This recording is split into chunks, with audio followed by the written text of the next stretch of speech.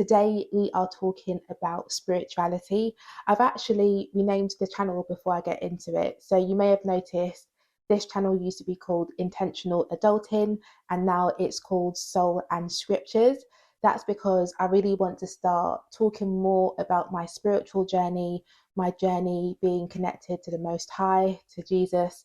And yeah, it's not an afterthought in my life, it's like the main part of my life. So I wanted that to be reflected in my social media content. Let me get on to the 5 things that I wish I knew when I quote unquote started this spiritual journey. So, number 1 is I wish I knew that you can't mix the holy with the unholy or with the profane. And I was trying to mix ungodliness with godliness for so long. Some of you have been with me for many years, so you have seen me, I guess, depart from Christianity and explore things like crystals, meditations, womb healing, all those various things. And I was trying to do those spiritual things at the same time as believing in God and calling myself a Christian. I was trying to find God or find truth in things like yoga, meditations, tarot cards, or oracle cards, whichever ones. I don't even remember which ones I used to use because I feel like God has helped remove some of that stuff from my memory. But using cards and various other things to try and connect to spirit. But at the same time I was doing all of that stuff, I was still trying to pray every now and again, read the Bible every now and again. But if you looked at my life, it looked nothing like what God requires of us when you look at his word.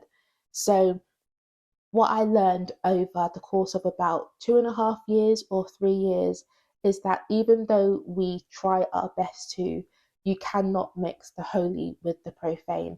And God doesn't even like mixture. He speaks against it very clearly in his word.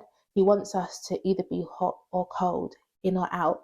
We can't be trying to do both and be trying to seek all these various things where at the same time as trying to still come to him and pray to him and ask him for forgiveness. And yeah, they're incompatible. Basically, you'll be tempted to try and silence that voice, that niggling feeling inside of you that tells you that this is wrong.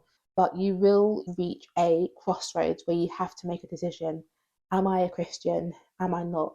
Am I following God? Am I not? And that's a decision that I had to make. The second thing that I wish I knew when I started my spiritual journey or this spiritual awakening is the fact that New Age spirituality, it's exhausting. It's so exhausting. It makes you feel drained after a period of time. And the reason why it makes you feel spiritually drained is because it's endless.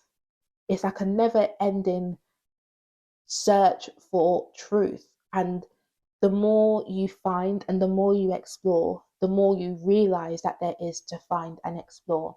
So you may start off doing 1 or 2 things like crystals, meditation, and then you'll be told that in order to, be awakened or to achieve enlightenment or discover the truth, you need to do something else. And then you'll do that thing only to be told that there's something else that you have to do, and there's something else that you have to do, and there's something else you have to do. And honestly, after a while, it becomes so draining because essentially what you're seeking is always out of your grip. It's out of grasp.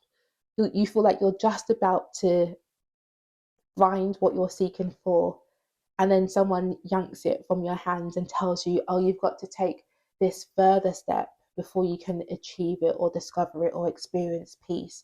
That's how I felt. I felt like I was trying to do this thing and that thing and X, Y, and Z, and all these different things were promising me peace and happiness and confidence and just security. But I'd do all of these things and I wouldn't find what I was looking for. After a while I just became, is disenfranchised the right word? I just felt like, when is this going to end? How many things are there? And I don't know, maybe that doesn't bother some people, but for me, it became quite tiring having to try or experience all these different forms of spirituality only to find that actually, in order to experience the truth or the peace that you're looking for, you've got to try something else, or you've got to do something in addition to what you're doing.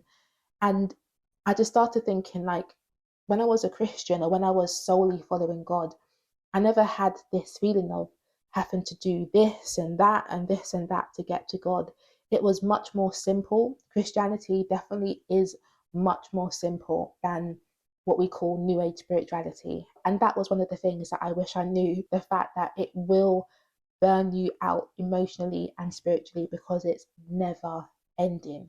You never find what you're seeking for. There's always something else to explore, something else to try. So that's one thing that I really disliked about the spiritual path that I was on. And then the third thing that I wish I knew before I embarked down my own spirituality journey is the fact that all of those people that you look up to, so all of those healers, teachers, gurus, whatever they want to call themselves, they are in the exact same place as you, but they just don't admit it. So, what I realize is that all those people that say that they have achieved or found peace, spiritual awakening, they are just as depressed and as lost as you are, but they just mask it. The reason that you are looking up to these people is because they all make it seem like they have something that you don't, or like they know something that you don't. They create the illusion like they are there and you are here, and you need to get to where they are. They seem like they are living a life, like they are truly happy, like they have found the answers that you are seeking. But behind closed doors, when those cameras are switched off, when they are alone in their apartments or their houses, they are seeking just as much as you are. They may themselves truly believe that they have found the answers, but when you get to speak to them on a conversational level, I used to have my own like spirituality business. So I got to work with a few people in that industry. Not that I was like huge or big or anything, and this is only a small sector of a very big pool. But speaking to some of those spiritual healers, spiritual teachers, etc., when you start to form a relationship with them, you realize they don't know the true answers to life or how to achieve or experience ultimate peace. They have simply just found something that, appeases them or that they feel quite connected to. And they've decided to make a living out of that modality, or they've decided to teach about that thing, or to create a business or a brand around that thing. That's simply all it is. If you ever get to speak to them on a one-to-one basis, when they have let all their guards down, taken off their pretense. They are hurting just like you are, and they are searching for the answer just like you are searching. So they don't really know how to heal, how to achieve peace, how to experience the joy, the bliss that they are marketing or portraying. They're just creating a brand around them because they know that that makes money, and they know that that's what makes people look up to them, and that feels good. And I'm not saying that they're necessarily wrong for doing that. Gosh, this light. Let me try and block out the sun a bit. I'm not saying that they are wrong for doing what they do. Like, I guess everyone's got to make a living, right? But don't believe and don't think like they know more than you, or that they can give you the answers to what you are seeking, because they are just mere human beings like you are. When you look at what they teach and how they present themselves, it's very difficult to believe this, but please trust me, they don't know any more than you, and they are just as hurt and as depressed and as confused as you are. So don't elevate those people to a place in your lives where you look at them as a god or as your idol, or even as influencers, because they are just seeking just like you are, and they don't know more than you know. So it does come down to not idolizing people and not falling for the aesthetics, the masks that people create on social media, because that's very intentional. That's very, it's manipulated. They're trying to create a brand essentially. So it's very easy to get sucked into people's worlds and to, hold people to high esteems and just be in awe at everything they post and everything they do, everything they say. But ultimately, they are mere human beings like you are, and they are as susceptible to depression, anxiety, stress, confusion, worry, just like you are. And most probably, they feel all of those things just like you do. And then the fourth thing that I wish I knew before I embarked on my spirituality journey is the fact that not everyone who mentions the word God or mentions the name Jesus is a Christian. Again, because I was trying to mix my Christian beliefs with my spirituality, my New Age beliefs, I was looking to follow people who also mix their own Christian beliefs with their spiritual journeys. And you will find those people if you look hard enough. And I definitely found influencers, people on the internet who claimed that they were Christian, but who also did things like crystals, yoga, meditation, all of that stuff. Now, we need to really have our wits about us, and we need to also make sure that we are head first into the word of God, that we are comparing everything that people do against the word of God. Otherwise, we will be deceived. So it's about having discernment, but you don't even need that much discernment, to be honest. When you just see the fruits that people are putting out for you to see, when you see the things that people are posting or that they are talking about, it's very clear to see that even though they mention the word God now and again, or Jesus even, it doesn't mean anything. It doesn't mean that they are a follower of Christ or that they take their faith seriously. So we have to question everything and compare everything to the word of God.